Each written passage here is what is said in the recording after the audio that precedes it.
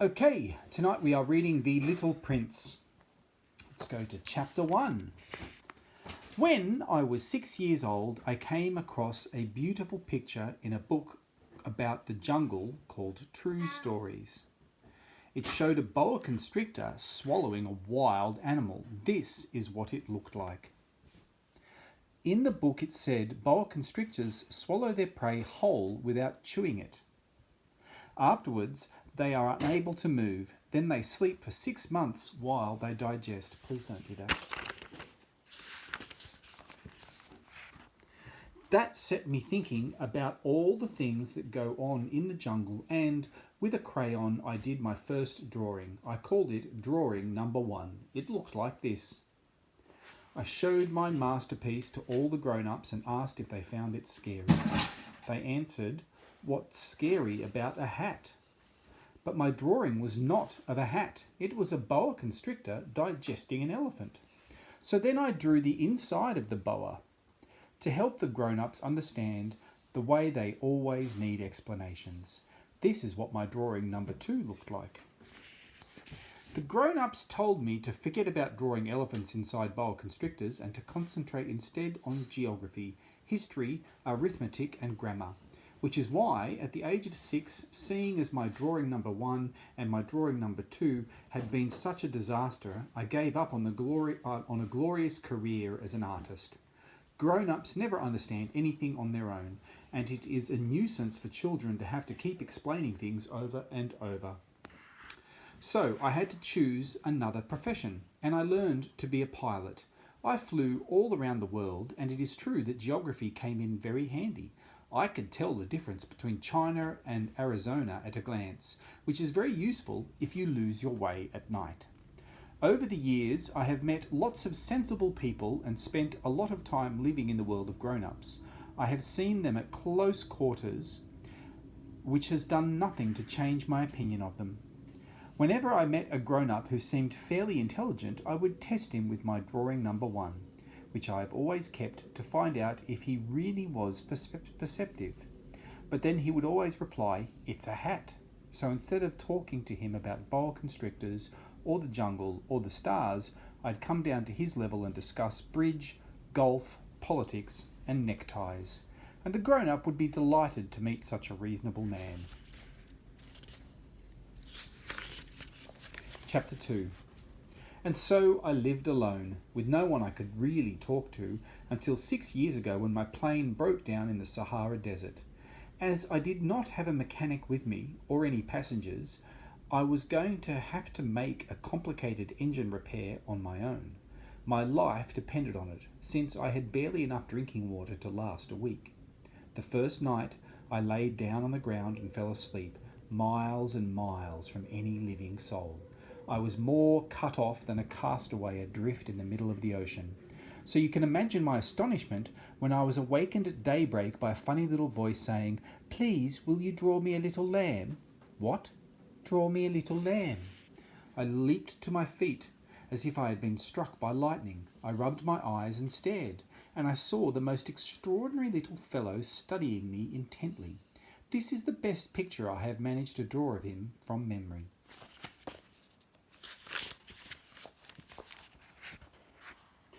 But of course my drawing is not nearly as delightful as the original. That is not my fault. The grown-ups had put a stop to my artistic career when I was 6, and I had never drawn anything other than my 2 boa constrictors. I gazed at him in astonishment. I was miles and miles from any living soul, remember, but my little fellow did not look lost, nor did he seem weak with exhaustion, or hunger, or thirst, or fright. In no way did he look like a child lost in the middle of the desert miles and miles from any living soul. When at last I found my voice, I said to him, "What on earth are you doing here?" Then he repeated, very quietly, as if it were a matter of the utmost seriousness, "Please, will you draw me a little lamb?" Here I was, miles and miles from any living soul, and with my life in danger, but I was so baffled that I meekly prepared to do as he asked, and took a pen and paper out of my pocket. And then I remembered that I had mostly studied geography, history, arithmetic and grammar, and I told the little fellow, somewhat irritably, that I couldn't draw, and he replied, "It doesn't matter, draw me a little lamb." As I have never done a picture of a lamb, I presented him with one of the only two drawings I could do, a boa constrictor from the outside, and I was astounded to hear the little fellow say, "No, no, I don't want an elephant inside a boa. A boa's too dangerous, and an elephant takes up too much room. My place is tiny. I need a lamb. Draw me a little lamb." So I drew. He scrutinised my effort and said, "No, that one looks very sickly. Draw another one." I drew. My little friend smiled indulgently. "Can't you see that's not a lamb? It's a ram. It's got horns." So I started all over again. But again, he turned it down. "That one's too old. I want a lamb that will live for a long time." I was in a hurry, to start stripping down the engine, and my patience was wearing thin. So I hastily sketched this, and I said, "That's the crate. The lamb you want is inside." And I was amazed to see my young critic's face light up. "That's exactly what I wanted. Do you think this lamb will need a lot of grass?" "Why? Because my place is tiny. I'm sure there'll be enough. I've given you a very little lamb." He looked more closely at the drawing. "Not that little. Oh, look, he's falling asleep." And that is how I made the acquaintance of the Little Prince. Chapter 3. It took me ages to work out where the Little Prince came from. He asked me lots of questions but never seemed to hear mine. I gradually pieced his story together from odd things he said.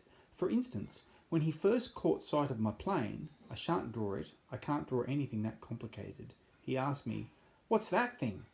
"It's not a thing, it flies, it's a plane, it's my plane." And I was proud to tell him that I was a pilot and I flew planes.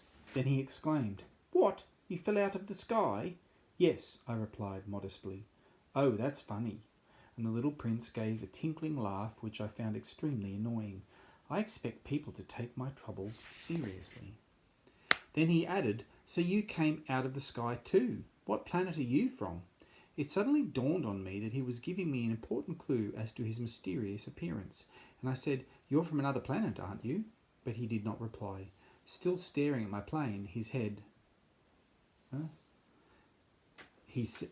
Still staring at my plane, his head... "Of course, you can't have come from very far away in that thing."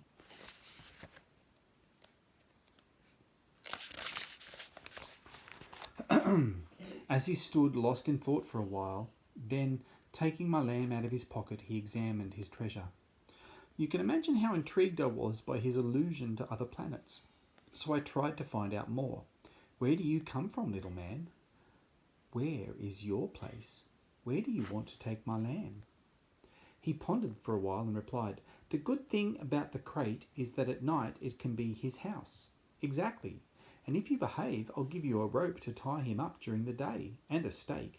The Little Prince was shocked. "Tie him up? What a strange thing to do. But if you don't tie him up, he'll wander all over the place and get lost." And my little friend burst out laughing again. "But where would he go?" "Anywhere. He'd follow his nose." Then the Little Prince remarked solemnly, "It wouldn't matter. My place is so tiny." And he added wistfully, "If you follow your nose, you can't go very far." Chapter 4.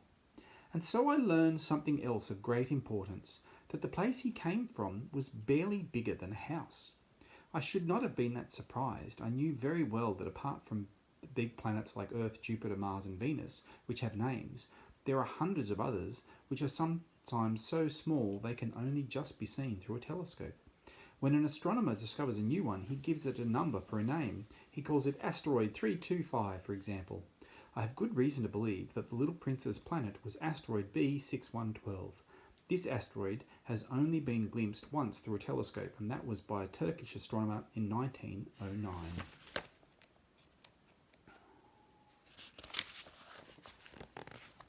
He gave an impressive presentation of his discovery at an international astronomy conference, but nobody believed him because of his clothes. This is how grown-ups are. Luckily for Asteroid B612, a Turkish dictator made his people dress European style on pain of death. Wearing a very elegant suit, the astronomer gave his presentation again in 1920, and this time everyone was convinced. The reason I've told you all about this asteroid B612 and given you its number is because of grown-ups. Grown-ups love numbers. When you tell them about a new friend, they never ask you about the important things. They never say, what does his voice sound like? What are his favourite games? Does he collect butterflies? They ask you, how old is he? How many brothers and sisters does he have? What does he weigh? How much does his father earn? Only then do they feel they know him. If you say to grown-ups, I saw a beautiful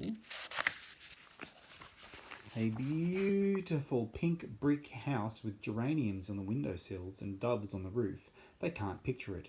You have to say, I saw a house worth $1 million. When they marvel, then they marvel, what a lovely house. In the same way, if you say to them, the little prince really did exist. He was delightful and full of laughter, and he asked for a little lamb. Only a real live person could want a lamb. They shrug their shoulders and treat you like a child. But if you say, the planet he came from is asteroid B612, then they take you seriously and leave you in peace. That is how they are. You mustn't hold it against them. Children should be very patient with grown-ups. But of course, people who understand life are not bothered about numbers. I wish I could have begun this story like a fairy tale. I wish I could have written, once upon a time there was a little prince who lived on a planet not much bigger than himself and was in need of a friend. People who understand life would have found that much more natural. I do not like people taking my book lightly. I find it very painful stirring up these memories. It is already 6 years since my friend disappeared with his lamb. I want to try and describe him so as not to forget him. It is sad to forget a friend. Not everybody has had a friend.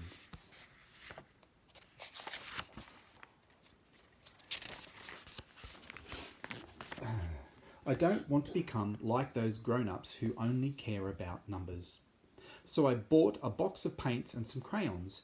It is hard to take up drawing again at my age when all you have ever done is 2 pictures of a boa constrictor digesting an elephant at the age of 6. Of course, I shall do my best to make my drawings as lifelike as possible, but I'm not sure I will succeed. One drawing is fine, but the next is nothing like him at all. I also get his height wrong. Here the little prince is too tall, and in this one he is too small. I am also unsure about the colour of his clothes, so that I do the best I can. Sometimes I get it right, and sometimes I get it wrong. But you will have to forgive me. My little friend never gave me an explanation. Perhaps he thought I was like him, but sadly I am not able to see lambs inside crates. Perhaps I am a bit like grown-ups. I must have grown old. Chapter 5. Each day I learned something new about the little prince's planet, his departure or his journey. He let things slip out gradually in conversation. That was how, on the 3rd day, I found out about the baobab problem. Once again, it was thanks to the lamb. Out of the blue, the little prince asked me, as if troubled by a serious doubt. It is true, isn't it, that lambs eat shrubs? Yes, it's true. Oh, that's a relief. I did not understand why he cared so much whether lambs ate shrubs, but the little prince added, so that means they can eat baobabs. I pointed out baobabs are not shrubs, but giant trees as big as churches, and that even if he took a whole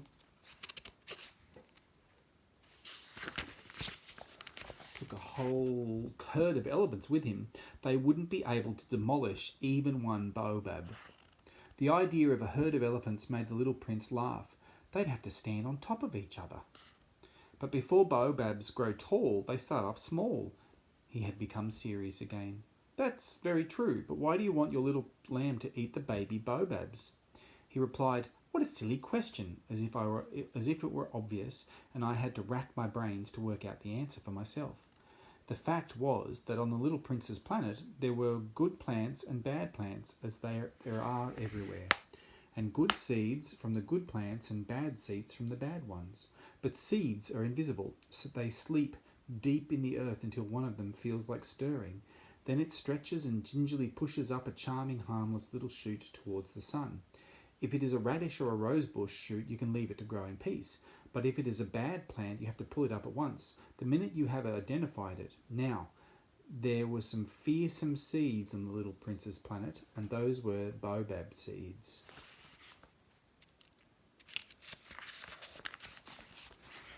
The plants planet's soil was infested with them. If you leave it too late, you will never be able to get rid of a baobab tree, and it will overrun the entire planet. Its roots will eat their way down, and if the planet is very small and there are a great many baobabs, they will destroy it.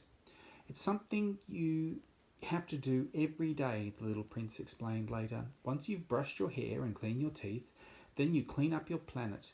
You have to pull up the baobabs the moment you recognise them. They look just like the rose bushes when they're very young. It's a very boring job, but it's very easy. And he asked me to make a special effort and do a beautiful drawing to explain this to the children where I come from. It might come in handy if they go travelling one day, he said. Sometimes it doesn't matter if you put off a job until later, but baobabs have to be pulled out immediately. Otherwise, there'll be a disaster. I know of a planet where a lazybones lived. He ignored the 3 shrubs, and from the little prince's description, I did a drawing of that planet. I hate to preach, but so few people are aware of the menace of baobabs, and if someone gets lost on an asteroid, there are so many hazards that for once I did as I was told without arguing. I worked very hard at this particular drawing to warn my friends of the hidden danger. It was important to get the message across. Children, beware of baobabs. You may be wondering why there are no other drawings in this book as magnificent as the picture of the baobabs. The answer is very simple. I tried, but I didn't succeed. But when I drew the baobabs, I was spurred on by a sense of urgency.